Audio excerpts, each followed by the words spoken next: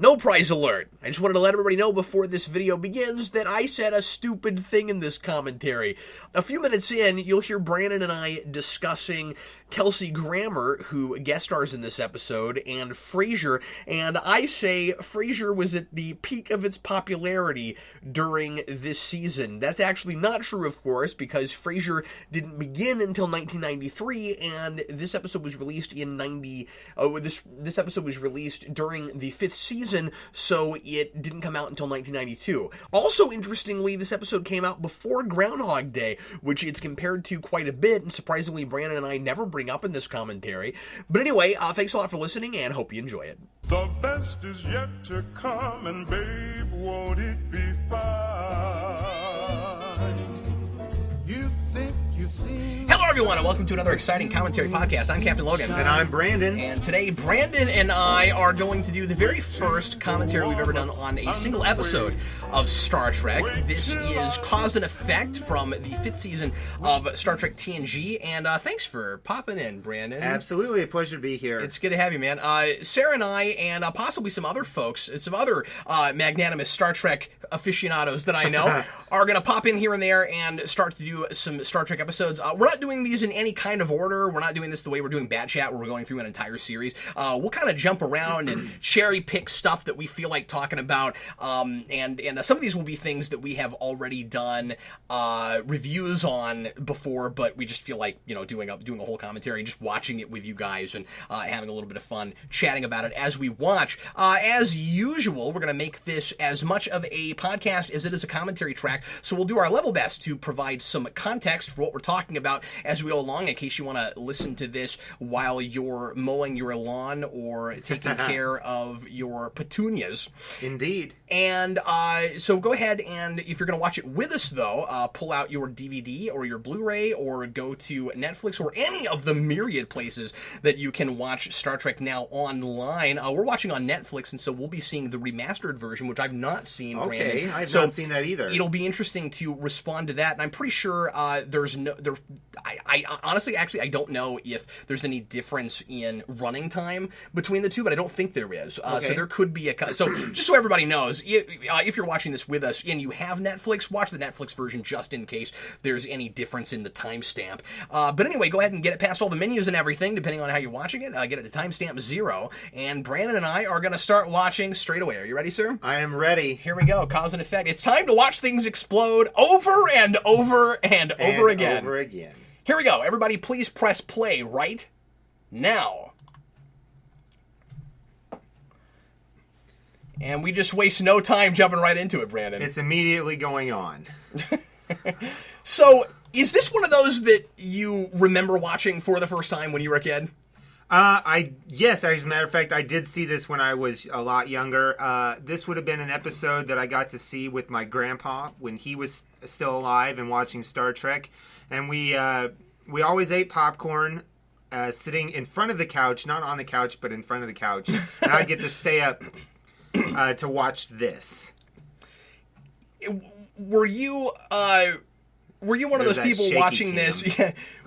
Yeah, did you see the fire on the side? That's pretty cool. Oh, what an explosion. That's not a controlled explosion. Yeah, and you know, I was mentioning that we're watching these remastered. I know that Netflix added all the remasters in place of the old stuff, but this looks just like it did. So I'm not sure. Maybe some of them they haven't replaced yet, because this one is definitely not remastered. That's true. At least that explosion wasn't, but this intro looks remastered. No, it's not. It's still the same, I'm pretty sure. Still the same? I'm pretty sure, yeah. Well, I've been able to see some stars behind some clouds that I don't believe I've... Anyway, it doesn't matter. But I'm just saying that, like, I expected to, and one of the reasons I wanted to do this was I was kind of excited to see what that initial explosion looked like, and it's all not. the original. Yeah. But that's okay. I mean, obviously for the time it looked really good, and I mean, I still like the effects from this show. Oh, of course. But what they've done with the remasters has been pretty faithful. I've been pretty happy with, and it's been kind of fun to see what they've done with it. But anyway, were you, Brandon, one of those people that saw that opening and lost your mind? Because I hear this from people who are like, the first time I saw Cause and Effect and the ship explodes right before credits, that was a big deal to people. Well, of course it was. Well, keep in mind, you know, you expect the crew to survive for the most part from week to week to week. I mean, when we saw the ship explode, you're wondering what is going on here. Like, well, did everybody just die? Everybody just died. Yeah, and he was like, how are we going to make an episode? And for that to be the teaser.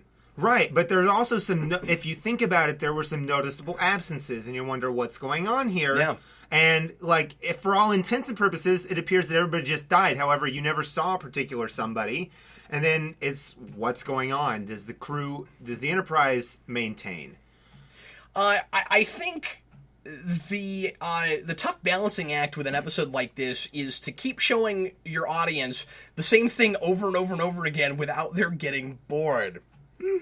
And we're of course in a place now where many science fiction shows have had the causality loop episode where the same thing happens over and over and over again, and we have to figure out how to get out of the loop. And we have to contrive some reason that people remember anything from one cycle to the next cycle, and that's always the thing that's sort of like it is a time travel thing. It is a time travel, yeah. That just like with a lot of other time travel things is simply a conceit, because if we didn't have that, how do we save people? How do we keep our crew alive? Yeah, right. We can't. And let me ask you this: at this point, have we seen some of the other episodes that do repetitious time travel things yet? Yeah, because we've had. Well, now I'm trying to remember. The ordering of episodes has always been a problem. You're saying as far as this is season 5, and we're relatively late, but you're talking about where like inside of the same scene, a thing will happen, and then Squared. the same thing. Well, and that was the first thing I was going to mention was Time Squared, but it's not exactly the same thing. It's not exactly because it's Picard goes back like a minute or two. He does, and the story is always moving forward. So I guess in that instance, that is a bit different. I'm not sure that's happened yet. Is a repeat little loop in it. I can't remember, Brandon, if before this, but of course it happens all the time after that. Right. And very, like in a lot of episodes after that it happens. In other things, remember Voyager's got 2 or 3 or 4. So many of those. And what ends up happening a lot after this is now that we've had a whole episode that does it, we always figure it out a lot faster. Here's our stereotypical card game where the senior officers are playing minus the captain.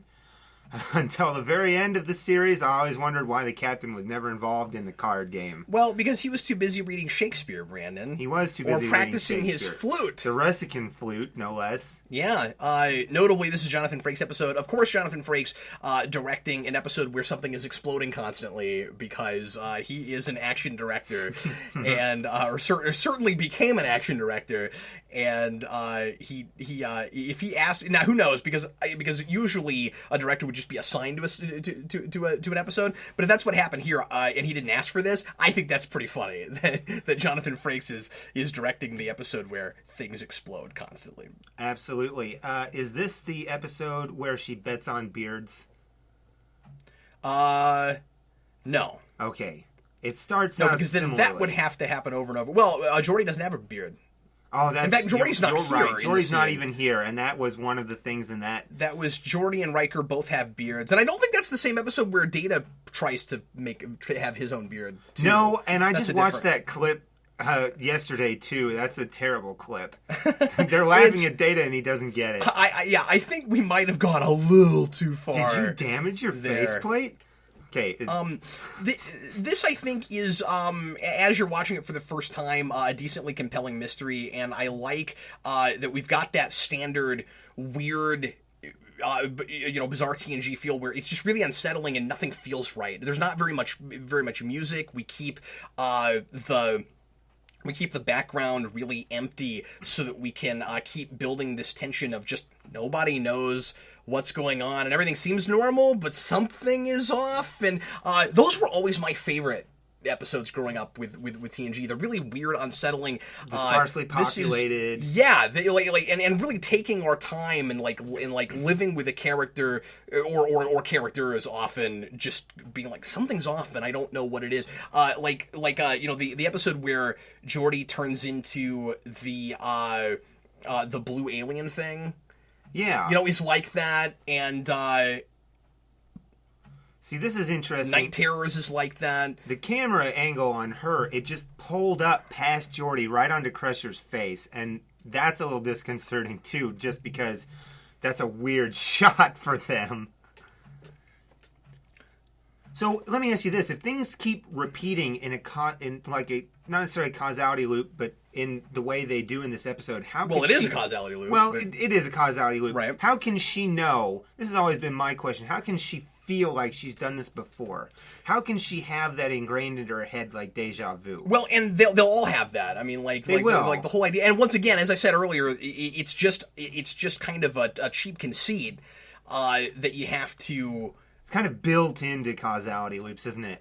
Especially in this. But only if the characters are our mainstays that have to survive. Because somehow or rather, our characters remember more and more every time it happens. But Morgan Bateson's crew has been stuck in it for like 80 years. That's true. That's true. You know? So how have they not figured everything out? Well, it's possible. Yeah. Because what I was going to say is, I suppose they could have this like fleeting feeling of deja vu every time, and that continues to ramp up. But because they don't have somebody like Data to come up with a way to give them a way out, to give them a clue, they never get out of it. But you'd think that when you get to the end of it, they'd be like, yeah, we know we're in a causality loop because we remember things over and over again, but we can't figure out how to get out of it. But that's not what happens. Morgan Bateson has no clue. He has no clue. He's and like, more, oh, what year is it? Like he thinks that they're still in, movie TOSville. Well, as far as this episode goes, too, what I'm always left with in this episode is I'm wondering how, in a causality loop, time around them continues to move on. Where they're stuck in a time, and they didn't age 80 years, but everything around them did. And maybe they explain it, but every time I leave this episode, I feel like I've not learned. Well, it's just your simple Star Trek anomaly. In this area, time is moving differently. Okay. Move on. That's the part I can never remember. And I think the idea is just that they pass through it when they get... And they don't see the Bozeman because it would look invisible to sensors until you got there. Exactly, until you got into the loop. Right, because time is moving differently. So it would be how like typical invisible. of Star Trek Next Gen is that? Even Star Trek in general, but Next Gen really, you don't see it till you're in it. And then the question you got to ask yourself, of course, is, well, are those kinds of like kind of cheap contrivances worth it for a prank? Because if you think about it, you're gonna have to make up something to make a premise like this work. So I mean, like there's a difference between a conceit and a cheat, right? So I mean, yes. like you can, and this being science fiction, of course, you're supposed to extrapolate from what we know of real science, at least at the time of the thing. So I mean, like, is this a thing that could happen? I suppose, possibly.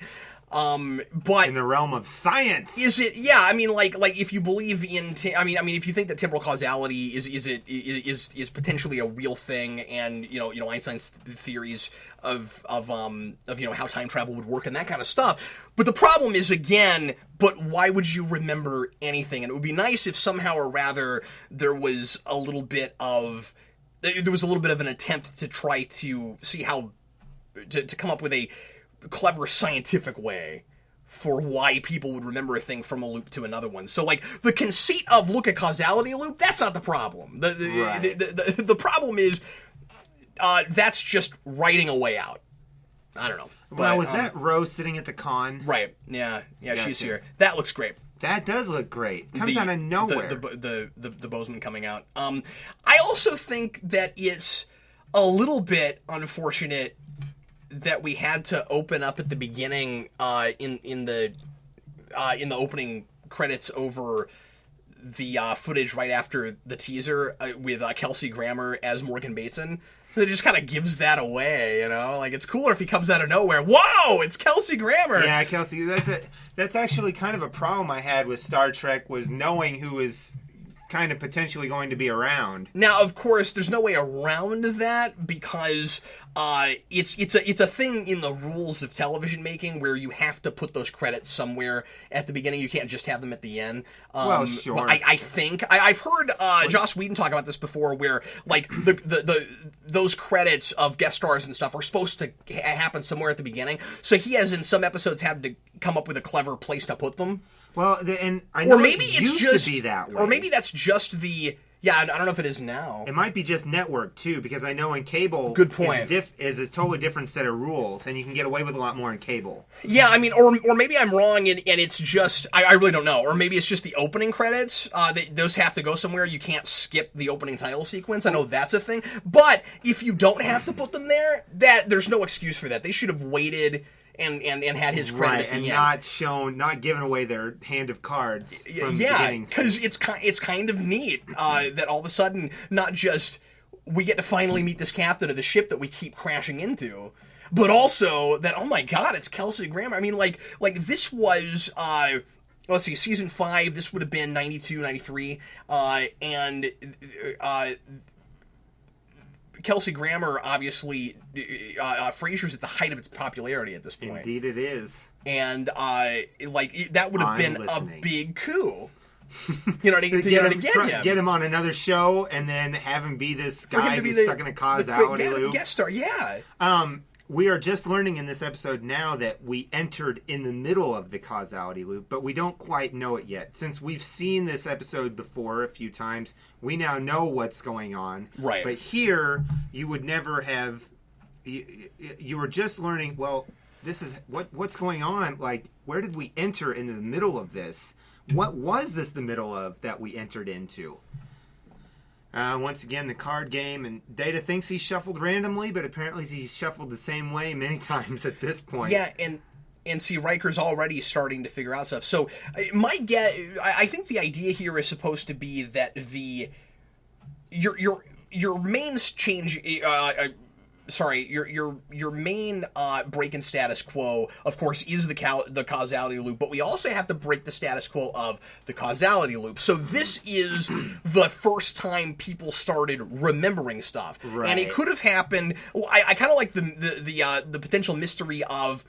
They could have been in it for 80 years themselves. That's right. Don't know. We don't even know. We don't I know think how you many get out to a times. different Starfleet. We have no idea how many times it's happened. Yeah, but then that brings us back to the fact that if they're starting to remember things this early, Why? why didn't Grammer's crew start to? And that's really where the whole thing kind of breaks down. Now, It never broke down before now. Like that's always been my big problem with it. Now, do you? So you hadn't thought of that? I hadn't really thought of that before. Like it had been in the back of my head, but it got brought to the forefront. Just while sometimes that happens when you think a thing is when you're having fun with the thing and it's entertaining and you like a concept. You know, sometimes like you won't push the concept past the concept because you're just enjoying living I in it. I suspended my disbelief enough. Yeah, and maybe am... too far to not notice where a thing's not working. Well, when it comes to Star Trek, I really do suspend my disbelief. Sure, yeah. Pretty darn far. Now, there have been some instances where I'm just like, no. Now that's not to say this is a bad episode. I enjoy it. Me too. Absolutely. And I again, I think it's a fun premise, and I like sometimes the ways in which different scenes change, and they're trying to figure out what it is. But you know, once again, you get a thing like okay, Crusher. This is a thing that always bugs me with Butterfly Effect. You got Crusher. And she has remembered something, or she's had a deja vu moment. She's dealing with Geordi, and that whole thing changed. But this scene starts exactly the way it did before. It did before. Would it necessarily? Not necessarily. Not necessarily with all the different changes, but it looks like she's teased her hair just before bed here, and I'm wondering what's up with that. Just a style choice. Yeah, well, that's Brandon. That's just a thing that some women do before they go to bed. You know, it's just kind of it's a ritual. See. Well, you know, I have no hair left, or I might try it. Oh, okay. Yeah. What? I want to know what's with the fishbowl. She does that she have puts a her book with on top of blue water. Maybe it's hydrating her room. I don't know. Yeah. What is that? See, we're not supposed to ask questions, Brandon. It's the future, and people do wacky things in the future. And she just set that down, yet she continues to break it. She knows it's there. She probably does that night after night. See, we got a lot more futuristic by Voyager, Brandon, because here they have to press a button to turn the lights on, but in Voyager you tell the computer to do it. That's right. But I think you also tell the computer to do it in places here, though, too. And come on, if we've already got clap on, clap off now... That's hilarious. Why can't they have it Like, Crusher should be clap on. And when you say yeah, you mean 1993, because we had him then. I want to say that's around when that commercial. Like, the infomercials happened. for that were on at this. I feel like that's my formative years was clap on, clap off. I forget. Is Picard starting to have deja vu too? Yeah, he is. So he's Why not. is his uniform all black and white? No, because he's taken off the outer jacket of it. Remember, this is 5. He likes to wear that jacket. Oh, he does, doesn't he? Yeah. If he's got that on, that means that he had the Darmok jacket on. Oh. Because that was where that was introduced, and then. Yeah, so that's what it was. I always wanted one of those, by the way. I want that uniform shirt where you have cool. where you have to put the jacket on for it to look like a regular uniform I've shirt. never Otherwise, it's noticed gray. that. Yeah. Well, then it was worth doing this just for that, Brandon. The Picard maneuver, Yeah. We're going to run a diagnostic because you heard voices. That's how that works. Well, it's okay though because he has experienced it also. So he's like it's not just her. It's there might be something. I don't know. And also, phenomenon. If you live on a starship where you've run into the kind of phenomenon they have and had as many like imposters and possessions and stuff, you might you'd run diagnostics at the drop of anything. I'd have already gotten off the ship. I'd say space is too weird. Get me out of here. Well, that's why I don't buy that families are on board. Well, number one, I don't buy that families are on board because it's obviously an attack vessel. Like, it's armed to the hilt. That's not its main function. Right, but why is a ship that's not that main function armed to the hilt as a flagship? And it's not. And people like to point out a lot, and they're right, that this ship is not sent out just to explore. It's often sent out for diplomatic missions, the neutral zone, and to go see what the heck's going on around the neutral zone. We're going to send a bunch of civilian families in a Starfleet ship to the neutral zone where there's a high likelihood they could die. Are they signed up for that? Why is it also a cruise ship? And that's just always been a question I've had. And I mean, like it is very it's opulent. used to good effect a lot to deal with, Picard's humanity and how he deals with, being a leader versus having a life and that kind of stuff, and just how he looks at people and his choice to not be a father and all of that. That was a cool effect. I agree with you. I just wanted to point out that effect. That is definitely impressive. And I think you're right about that, but it just doesn't make a whole lot of sense. I mean, because there are a lot of episodes about how dangerous this job is. And then it's like, well, why are we bringing kids on? Civilians, there's a school. If we're teaching, why bother teaching them if they could get dead? Yeah. Get dead. Yeah. If they could die. Yeah, it feels like there's kind of this separation, right? Well, the families on the ship, they're probably going to be okay because we know that that we'll have a 5-minute wrap up at the end of an episode. But then we like to ramp up the stakes and make a big deal out of anybody could maybe die. Absolutely. I mean, like, why is the show with all the kids on board the one where we finally let a main cast member die with Skin of Evil? I mean, that's right, but that's kind of funny. Yeah, that's definitely interesting. That looks ridiculous. That did look ridiculous. When the same star showed up twice on the view screen, by the way. When the view screen is shaking around. You can see the star field repeat itself there. How about this? We've got Deanna Troi on the bridge, and she is a therapist. And we've got Kelsey Grammer, who plays a therapist. Yeah, that's great. In Frasier, which was another one of my all-time favorite shows. I also always thought it was fun, and like I legitimately like this choice, but it also cracks me up that we see the Enterprise explode from every possible angle. Hey, and they exploded different models, or they just filmed the same model exploding from different angles? I think it's likely that they shot it several times. I think you're probably right on that. Because this was I've seen, in behind-the-scenes stuff, the footage of how they shoot that stuff, and you couldn't have gotten enough cameras around it. I mean, like, that's a one-camera rig that they use. I want a model is that good as ones that they showed on screen to explode. Well, and one of the things that I like about the remasters is that over the remasters from TOS is that they're updated, but it's still looks like model work for the most part. Like, it feels like enhanced model work as opposed to completely CGI'd over what was there before. Right, and can I just say, the prevalence of CGI everywhere is a problem these days. And I know it's less not always expensive. a problem. Not always, but by and large, there's a bit of problem. It's gotten better. Look at TNG versus Enterprise. And there's just a lot of stuff in Enterprise where we got kind of lazy and the CG is kind of, it just ends up looking kind of cheap looking. But I wish that we used models more, even still, just because I think sometimes it gives you a grittier, more real, lived-in feel. It really does. And you can also film in such a way where you're filming a real thing, and that alone really amps up the realistic quality of a scene. What is this thing that Crusher's using here? That's the thing to test Geordi's visor and the things on the sides of his head. Because it reminds me of the thing Doc Brown had to put Jennifer out in Back to the Future Part 2. Of course it does, but everything reminds you of something in Back to the Future. We can't do a video with that. I'm kidding. It does kind of look like that. It does kind of look like that, but I like how it would perfectly fit over the visor area, like it's specifically for Geordi. Well, that's okay. I mean, they probably built it for that. And that may be. And with replicators and stuff, it would be really easy to custom jury rig a thing that didn't exist. Or maybe that's standard equipment for any doctor that deals with a patient that has a visor. One thing that I never really cared for is that we never, anywhere, now, if I'm wrong about this, somebody please point out where, because I don't remember any other place. I can't think of one instance of somebody that is not Geordi LaForge wearing a visor in Star Trek. Well, there aren't any other blind people, are there?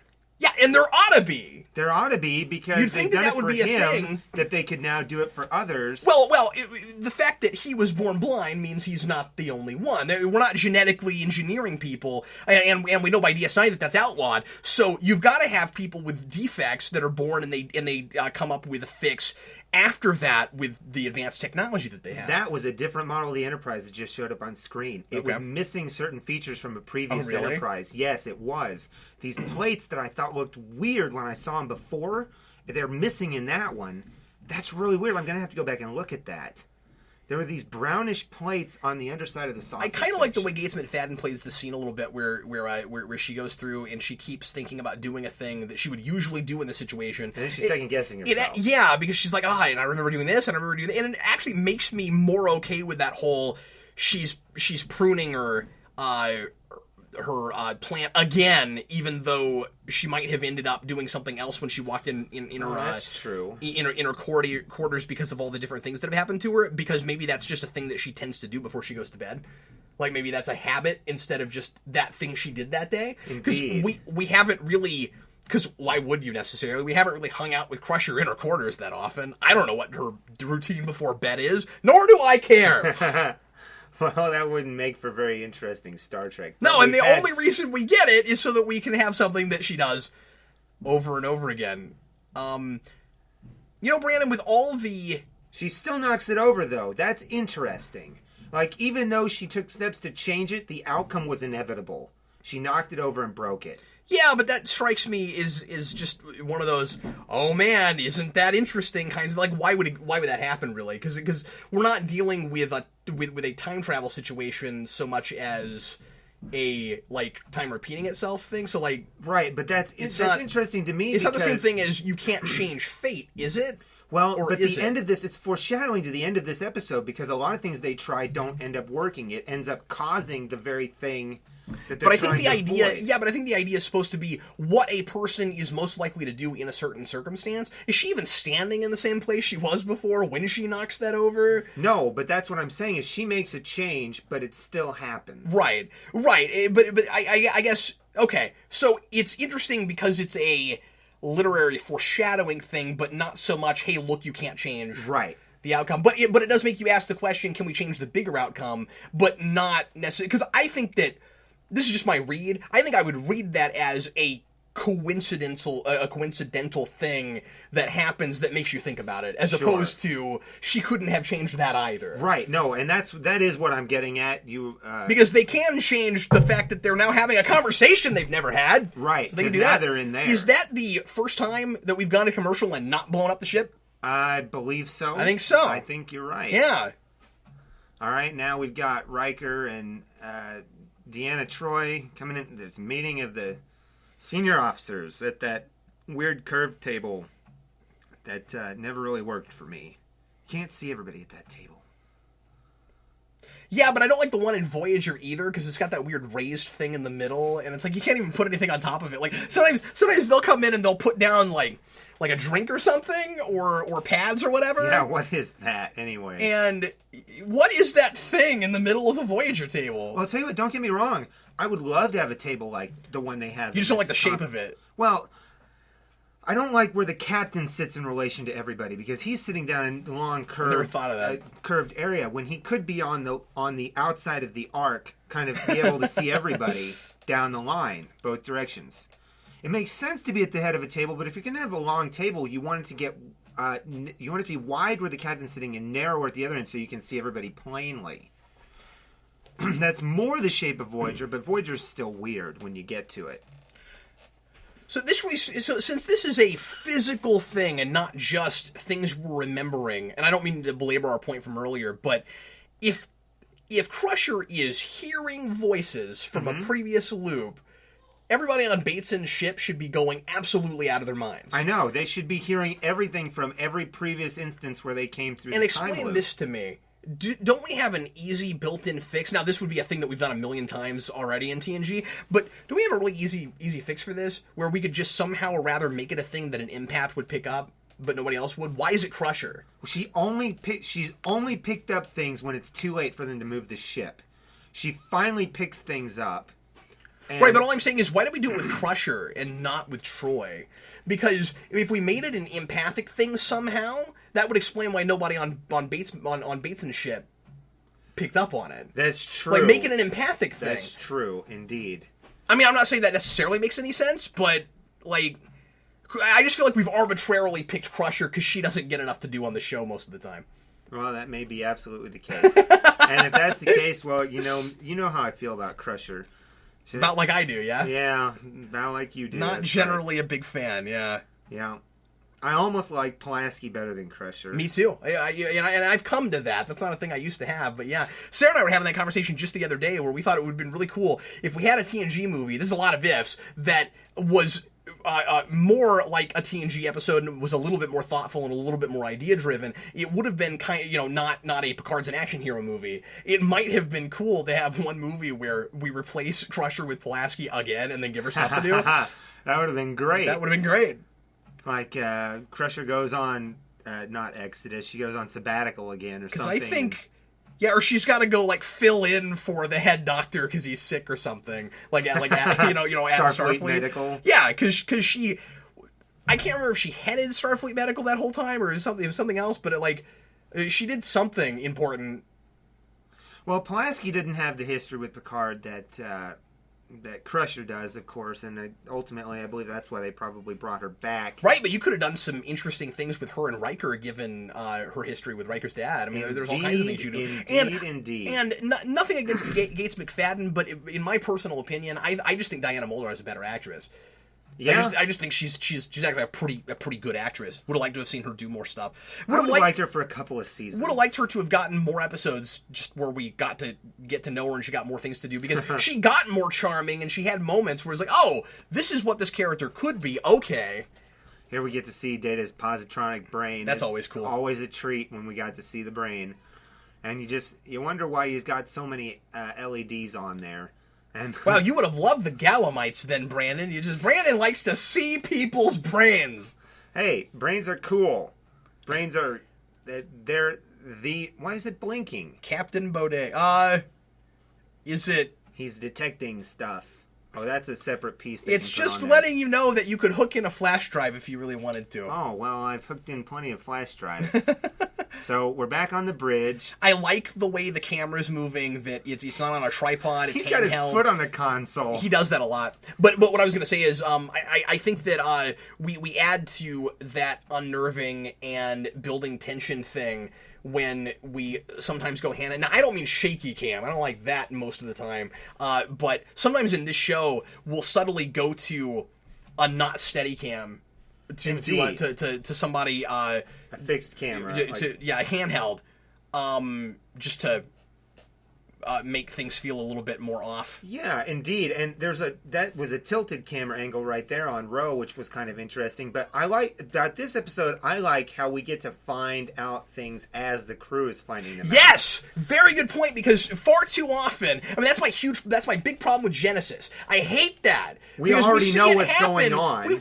15 minutes, we watch everybody transform into something, and then we gotta watch Picard and Data piece it together. Why wouldn't you open that episode? Just look at this. You could look at this and figure it out. And then the audience is like, why haven't you figured it out yet? Now, this is not me rewriting the episode, because this is the same episode, except that we don't see it all happen, and we shouldn't. The teaser of Genesis should have been Picard and Data are chatting in a shuttlecraft. They land the shuttlecraft, they walk in, and they are attacked by a giant spider. Yeah, that would have been great. That's what it should have been. That would have been great. And that's one of the reasons, I mean, I would have lifted that episode a whole point in my book, and I think that's a lot of the reason that this episode is so fondly remembered, is that it opens with this wonderful what the heck moment, and once again, we blow up the ship, and we still, even though we figured out a message to send, we don't know how to stop because we don't know what's going to happen. The whole thing is having to anticipate. So we have to send back information that we have about the future. Well, let me ask in order to get them out of it in the first place. But you're right. That's the one thing that makes this episode, that really drives it, is that we're as confused as everyone else. Now, despite the confusion, and Data's now got that thing on his arm, and he's trying to send a message, do you buy how Data picks up on the message and then extrapolates what the message meant? Because that's always been a stretch for me. That's a stretch. Because he got the number 3. The first time you see it, it's a cool moment, but it's a stretch because 3 could mean anything. And then he's like, Riker's Pips, and this, when you're on Riker's Pips is the one thing. All it is he's the one he's the suggestion I'm supposed to listen to. But with only that one, and also, I'm not sure I love the subliminal thing. Okay. Like, he subliminally has this message in his positronic brain that makes him shuffle those cards that way, and he doesn't know that he intentionally stacked, or that his brain made him stack the deck. Yeah. I don't know about that, and I again, that's just there to be a dramatic moment. Oh, what? And see, now it's multiples of 3s. Multiples of 3s. Or 3 of a kind, okay. You're wondering what's going on. And then just 3s pop up everywhere. Ron Crusher put it together. I just feel like is that just what his program would naturally do, or did he somehow, or rather, with the message, sending it back, make himself do it? Because all he can do is send back a message that is 3. Simply what should happen, but this wouldn't make for as good a television, and that's why we did it this way. Right. What should happen is, when they get into the loop, he should simply be like, just walking around saying 3 over and over again, or just have it on his head, and just go to Picard's office. Picard, I have this, or Captain, I have this really strange thing that's going on with me right now. I can't stop thinking. I'm preoccupied by the number 3. I have this inexplicable urge to just tell you 3. Yeah, or what if Data was, well, this might be as silly as what we have. What if Data was walking around everywhere and he just started noticing all the 3s? And then it was like, suddenly he's Jim Carrey in the number 23. It's just like 3s are everywhere. He's like, Captain, I don't know what's going on with me, but I'm seeing 3s everywhere. But the way they do it, for diagnostics, I think, is a little goofier. You're right, because then we've got they'd be this like, whole well, what's wrong with him thing. Yeah, but no, you're absolutely right about that ending. And when you're on a bridge of a starship, 3 could have to do with all kinds of different things. Does it have to do with coordinates? I mean, it could be anything. 3 could be like, what if the screen started displaying 3? Yeah, and it just goes 3. This is the number of the day. 3. What other things are 3s on the bridge? Here's the thing: it could be all kinds of things. But if he's sending back a message, and now maybe he couldn't, because they said maybe Geordi was like, I think it was Geordi that said you won't be able to send back more than 1 word. Now, he sends back simply a number, and maybe they found out that they couldn't get any bigger than that number, and we've been talking over this, so I don't remember if there's any, I don't think there's any discussion about that. If he could send a message that was big enough to be this many letters, I would have sent back the word Riker. Yeah, I would probably have done that myself. Maybe that would do, because then the idea is, I would much more readily believe getting into that situation and going, oh, he's the one. Oh, look, Picard has a suggestion. Riker has a suggestion. We have to pick one real quick. Well, what if there's more that we don't see in these loops? I don't remember if there's a break in our continuity from watching the episode during this episode, but if they've done it so many times that we're finally just watching the one where Data finally correctly surmises that it is Riker. Maybe he's picked up on the other threes on the bridge and they've tried those too and they never worked. So he's like, well, we can only send 3 back. I think you could be onto something, but I really do think that this is intended to be the loop directly after the last one we saw. Because of the fact that there is a progression of them throughout the episode. Each one seems like it's supposed to be the one right after the next, so it would be disingenuous to the audience to have... And that's a speculative thing anyway. I mean, like, anybody watching this is going to assume that that's supposed to be the one right after that. So if that was on purpose, narrative cheat, I don't buy it. Well, you're right. You're almost certainly right on that now that you've explained it to me. But if... There's the jacket. Yeah, if things progressively move forward and they're able to send... If things appear in the next version that are from the last version, well, they may be only able to send the number 3 in this callback. What about the next callback? They're like, well, somebody sent us a message in this one and it's 3. Let's try sending another message in this one and see if we can remember that message and get a new message. Well, no, but it would get wiped over and the first message wouldn't be there. But if they send it in a different way, maybe, at a different time, slightly different time, it's possible. But they don't continue to send the message Well, they don't have to. Because it works the very first time they try it. Right. So then... They could input a new message. I'm just saying if they picked a different time to input a new message, they might also do...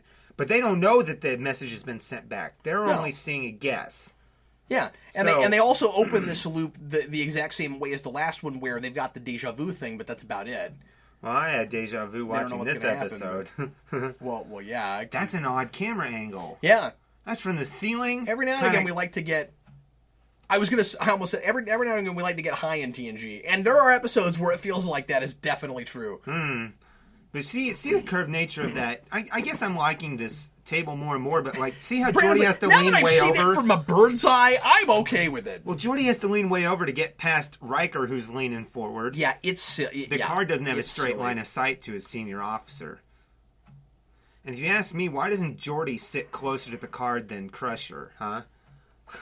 I mean, she's important, but at the same time, she's kind of like she should be back there where Geordi is. Let's all avoid a collision, shall we? Yeah, it's a collision course. But yeah, it is. The 3 thing is definitely a big stretch, which is the other thing that always made it tough for me to buy this episode. This is your typical Star Trek like problem solving episode where it's of course a lot more about getting out of some kind of a physical dilemma. Here's the situation. Here are the stakes. It's dangerous. How do we prevent something from? How do we survive? More than it is really being about any kind of internal conflict for anybody. Sure. But there is inherently the interesting idea, and the sci-fi ideas are there. There is, as I said earlier, the inherent interesting notion of people are going to is a person likely to do the same thing, a particular thing in a certain situation, or is it arbitrary? Sure. And obviously you see these people do the same things over and over again because for them it's the first time, but then when something changes and they still do the same sort of thing, then you can, not that we're exploring it, but you can kind of start asking those questions about human behavior and kind of a, not necessarily going as far as nature versus nurture, but you see what I'm saying. I do, but this is also the first time we just saw Data mention that there were over 2,000 conspicuous examples, meaning that 3 showed up, like not in just a non-standard way. Like they showed up and he's noticed them. He said, "I've gotten over 2,000 examples of this," and So that what's your point? That was kind of interesting. I hadn't realized that before. Oh, okay. Once again, though, it's subliminal. Why isn't the message just in Data's head, and Data going, "Oh, weird 3"? Like right. I don't understand why he's. How is Data accidentally making 3s come up everywhere and not knowing it? That's the thing I don't understand. Maybe he was also because he can't spreading a wideband message. He can't send broadband back. Message. Oh, okay. If it's broadband, he wants other people to be able to notice it too. And if he sent it back, so it's to not be a just subliminal, him, right? But he just ends up being the one that figures it out. But maybe he was hoping that somebody else could also help figure it out. And I was making an assumption because it's been a while since I've seen. Well, that. Also, it does kind of help him figure it out because with the wideband, broadband, and here's the kind dissemination. Here's that moment. Yeah. And again, the first time I saw this, that was really cool. It is really cool. Wait a minute. Yeah.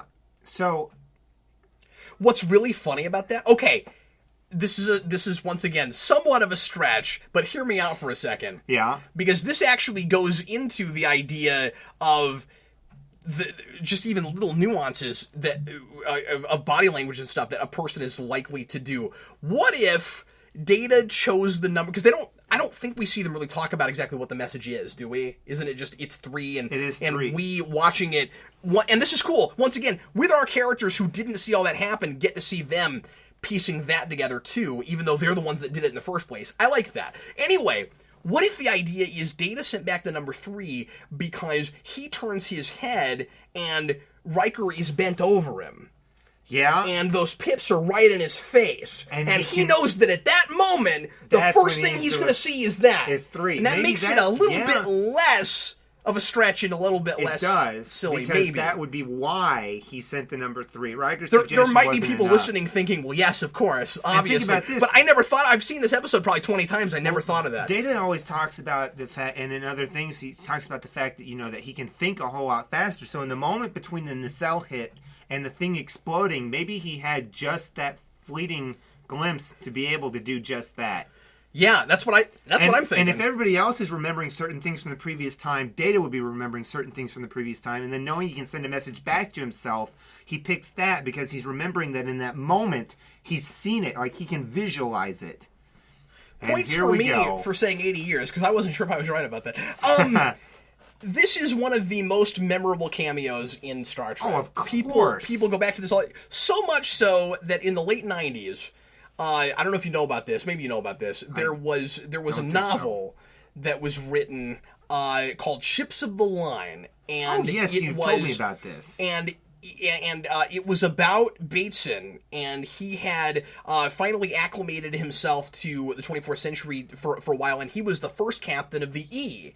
And so this is right after Generations. This is before First Contact came out, or maybe right after First Contact. No, it's after it because they have the picture of the E and they're in those uniforms. So we get to see a drawn Kelsey Grammer wearing that uniform. It's really cool. Absolutely. And he and Picard kind of fight to get to be the captain of the Enterprise E. It's really cool. Ooh, that would be interesting, especially because of how they first meet. And this I'm not usually great a big reveal. Yeah, and I'm not usually a big fan of the novels, but I really like that. Now, once again, another kind of issue with this is they're flying off. How do they know for sure that they're in the right time period? Indeed, they haven't even checked. They usually check with a star base. They didn't check. Chronological. They're just flying off. They're just like, Morgan Basin, we need to tell you about something. What if they fly off and they're in the 26th century? I mean, they don't know. That's right? a good point. Like, if they've been in their 80 years, there should be some discussion of, this should have been a two-parter, if you ask me. No, I don't think we should go that far, because that is seeing the same thing over and over again far too much. No, it is a simpler idea than that, Brandon. Does not need to be longer, because many of the issues that we have with it are easily explained with a single sentence. Well, yes, single they line are. of dialogue. However, I've always wanted to see more of him. Yes, but not in a second part to this episode. I think maybe a revisit. Sequel. Yeah, a revisit. Okay, they should have followed it up with another thing, sort of like Sins of the Father with all the other Klingon episodes, sort of like Reunion following up the emissary. This could That have kind of ended with them back at Starfleet. I think even bring him on in DS9. I think DS9 would have been a perfect That place would have for been him. fun, yeah. Yeah, it would have been, but you know, Kelsey Especially Grammer. if he said, "Well, there's nothing left for me back on Earth. Like, I'll come out to the frontier here." It's just that Kelsey Grammer's a big grab. I mean, like there might have even been talk about it, and it just would have been too difficult to get him to come back for, you know, with the schedule and stuff. But yeah, I think he's one of those characters that people yearned to see. I would have come loved back to have in seen some him again. capacity. Absolutely, that would have been really nice. Well, Brandon, thanks for doing this with me. That was fun. Absolutely. Everybody, thanks as always for listening to Commentary Podcast. And we'll come back again sometime in the near future with some more Star Trek and other things. Feel free to leave episode requests, and if there's other movies or even other episodes of other TV shows you'd like to listen to me and Brandon or some other magnanimous folks we know do commentaries on, feel free to leave those in the comments. And in the meantime, I'm Captain Logan. And I'm Brandon. Thanks again for Come a day of mine.